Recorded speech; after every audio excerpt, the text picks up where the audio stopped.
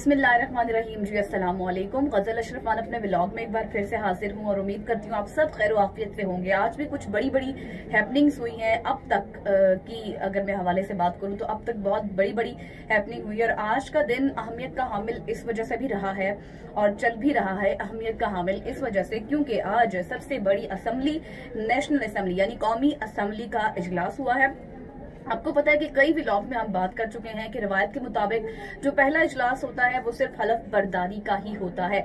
हलफ बर्दारी की तकरीब के बाद जो मराहल आते हैं, फिर कागजात नामजदगी स्पीकर डिप्टी स्पीकर के हवाले से जो है वो आते हैं। उसके बाद बाकायदा जिस तरह अगर वजारत आला अगर सूबाई असम्बलियाँ है वहां पर वजारत आला के हवाले से नामजदगी होती है।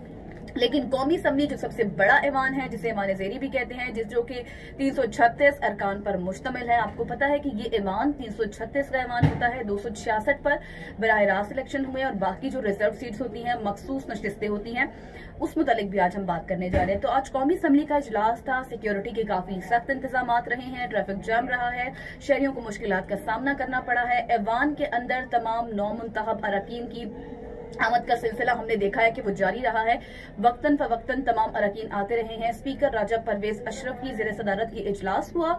उन्होंने तमाम ऑथ टेकिंग सेरेमनी हुई, हलफ बर्दारी की तकरीब हुई। तमाम अरकान में हमने देखना कि नवाज शरीफ, शहबाज शरीफ, ख्वाजा आसिफ, बिलावल भुट्टो, वास्ता भुट्टो, मरियम नवाज, वज़ीर आलम पंजाब जो है। साथ ही साथ हमने देखा कि जी जरदारी साहब थे और तमाम अरकान जो थे साबिक विफाई वज़रा जो थे वो भी शरीक हुए। हलफ बर्दारी की तकरीब हुई। उसके बाद बाकायदा तौर पर वक्तन फवक्तन तमाम अरकान का नाम जो है वो कॉल किया गया, वो दस्तखत करने के लिए डाइस पर आते रहे और स्पीकर राजा परवेज अशरफ से काफी गुफ्तो शुनीद हुई, मुसाफा हुआ, बगलगीर होते रहे। ये सारी सूरत हाल जी जारी रही है। लेकिन हमने देखा है जो सुन्नी इत्तेहाद काउंसिल है जिसमें पीटीआई के अरकान शामिल हो चुके हैं, वो लोग उन्होंने क्या किया है जी कि वो उन्होंने बाकायदे तौर पर नारेबाजी की है। नारेबाजी का एक सिलसिला जारी रहा है और इंटरेस्टिंग मरहला तब आया जब हमने देखा कि उमर अयूब और जो है जब वो डाइस पर आए तो उन्होंने बाकायदा तौर पर एक बैनर उठाया हुआ था और उस बैनर के ऊपर इमरान खान की पिक्चर्स भी थी और फिर उसके बाद बाकायदा तौर पर एक नारेबाजी का सिलसिला, जैसे कि आपको पता है कि पीटीआई वाले करते हैं, सुन्नी इत्तेहाद काउंसिल जिनको ज्वाइन कर लिया है पीटीआई वालों ने। तो ये सारा सिलसिला इस तरह जारी रहा। लेकिन एक ड्रामाई सी सूरत हाल हमने इस तरह भी देखी कि अली मोहम्मद खान को देखा गया कि वो बाकायदा इमरान खान के चेहरे वाला मास्क जो है वो ऊपर लगाकर आए हुए थे और उससे पहले हमने देखा कि काफी नारेबाजी भी की गई उनके हक में, इमरान खान के हक में की गई। फिर इस तरह जब नवाज शरीफ, शहबाज शरीफ आए डाइस पर दस्तखत करने के लिए तो वज़ीर आला पंजाब मरियम नवाज अपनी नशिस्त पर खड़ी हुई, उनकी जानिब से भी जो है वो शेर आया के नारे जो है लगाए गए। आस्था भुट्टो जरदारी को देखा गया, बिलावल भुट्टो जरदारी, और जब जरदारी साहब आए तो आपस में उनकी भी जो है इस तरह नारेबाजी का सिलसिला जारी रहा है। तो ये सारी सूरत हाल होती रही है और गैर रस्मी मीडिया से टॉक भी करते रहे हैं तमाम लोग। लेकिन एक इंटरेस्टिंग सूरत हाल में आपको बताऊं कि आपको पता होगा ये सारी सूरत हाल तो इस तरह रही है। उसके बाद जी स्पीकर जो थे राजा परवेज अशरफ, उन्होंने जो है अब बाकायदे तौर पर अब कागजात नामजदगी जमा होंगे और फिर स्पीकर और डिप्टी स्पीकर का इंतखाब होगा। वो सारी सूरत हाल के बारे में आपको पता है, दोबारा से मुझे जो है वो बताने की जरूरत नहीं आई थी।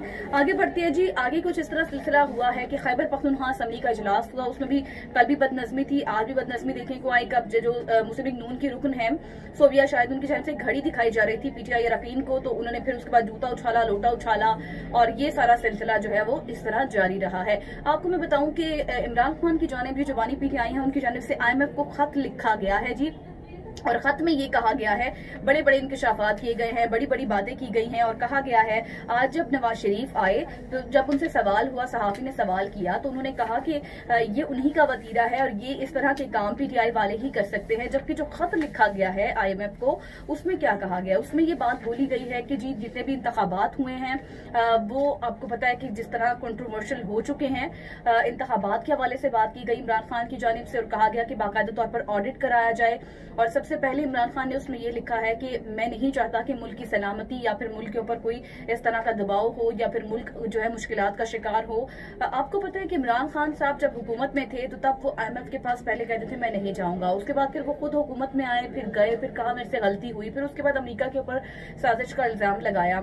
सबसे ज्यादा स्टेक इस वक्त IMF के पास अमेरिका का ही है कैसे मामलात आगे चलेंगे। और अब जिस तरह खत लिख दिया गया है, पाकिस्तान की मईशत पहले ही डिफॉल्ट के दहाने पर थी, उसके बाद अब भी है, जो मुश्किलात हैं, जो चैलेंजेस हैं पाकिस्तान को, सबसे बड़ा चैलेंज जो है वो मैंने जैसे कि पहले भी कहा था कि नई हुकूमत के आने के लिए वो मईशत के हवाले से होगा। और अब ऐसे में ये खत लिख देना IMF को, ये किस तरह कितना इसका इम्पैक्ट हो सकता है और हालिया जो सूरत हाल है उसमें ये किस तरह असरअंदाज होगा, ये एक बहुत बड़ा सवालिया निशान है। अब देखना यह है कि किस तरह ये इम्पैक्ट करता है, क्योंकि मैंने आपको कहा था कि IMF का वफ्द जो है वो पाकिस्तान आना है, जिसने जो हमारे मुज़ाकरात चल रहे थे वो आखिरी किस्त भी देनी है और नए मुज़ाकरात के हवाले से भी, नई किस्त के हवाले से भी मुज़ाकरात करने हैं।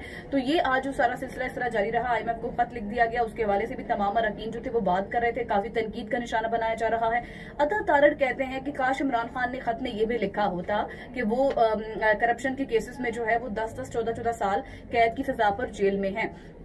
तो ये सारी सूरत हाल है, लेकिन ऐसे में अब बहुत से यकीनी तौर पर सवालात उठते हैं, चाहे वो PTI हो, चाहे वो नून लीग हो, कोई ये नहीं सोच रहा कि पाकिस्तान की सलामती, पाकिस्तान की बका, पाकिस्तान की खुशहाली, जो हालिया महंगाई है, हालिया जो चैलेंजेस हैं वो किस तरफ जा रहे हैं। हर कोई अपनी मफाद, अपनी कुर्सी के बारे में सोच रहा है और पाकिस्तान की अवाम को तबाही के दहाने पर लाने के लिए तगोदो की जा रही है हर तरह से, क्योंकि हर कोई अपना मफाद सोच रहा है। गरीब तबके का कोई भी नहीं सोच रहा, जो कि पिस रहा है, जिसके पास 2 वक्त की रोटी खाने को भी नहीं है। IMF की तरफ ये खत जाना और लिखना, ये पाकिस्तान में एक बहुत ही जो है वो कह सकते हैं कि अहम जो है और बात हो सकती है, अहम काम हो सकता है, अहम कार्रवाई हो सकती है, क्योंकि इसके इम्पैक्ट आने वाले दिनों में बहुत ज्यादा खतरनाक हो सकते हैं। तो जी आपको पता है कि कौमी असम्बली का जो है आज इजलास हुआ, खैबर पख्तूनख्वा असम्बली का इजलास हुआ, उसमें हंगामा आराई हुई, स्पीकर डिप्टी स्पीकर का इंतखाब हुआ, 89 वोट्स के साथ जो है PTI का स्पीकर मुंतखब हो गया। उसके बाद उन्होंने डिप्टी स्पीकर को मुंतखब कराया। फिर उसके बाद हमने देखा कि अभी बलोचिस्तान असम्बली का इजलास भी होना है 3 बजे, उसमें भी आज स्पीकर और डिप्टी स्पीकर के हवाले से जो है वो नामजदगी होगी। और देखना यह है कि कैसे सूरत हाल बलोचिस्तान असम्बली में रहती है, क्योंकि कल हमने देखा था कि बलोचिस्तान असम्बली का जो ऐवान था उसमें इतनी हंगामा आराई नहीं थी, लेकिन आज देखना यह है कि जब स्पीकर और डिप्टी स्पीकर का इंतखाब होगा तो क्या सूरत हाल बनती है।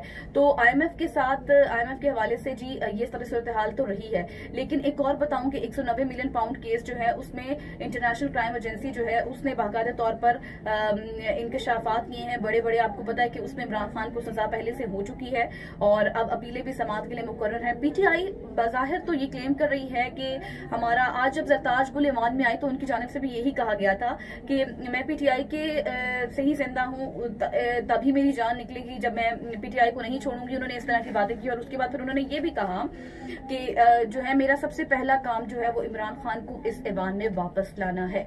अब ये सारी सूरत हाल तो इस वक्त ड्रामाई सी चल रही है, कुछ समझ नहीं आ रहा। हुकूमती इत्तेहाद के नंबर्स पूरे हैं, PTI क्लेम करती है हमारे नंबर्स पूरे हैं। मखसूस नशिस्तों का हवाला, इलेक्शन कमीशन में इस वक्त जो है वो फैसला महफूज है, मुमकिन तौर पर उस फैसले का भी ऐलान हो सकता है, वो महफूज शुदा फैसला भी आज आ सकता है।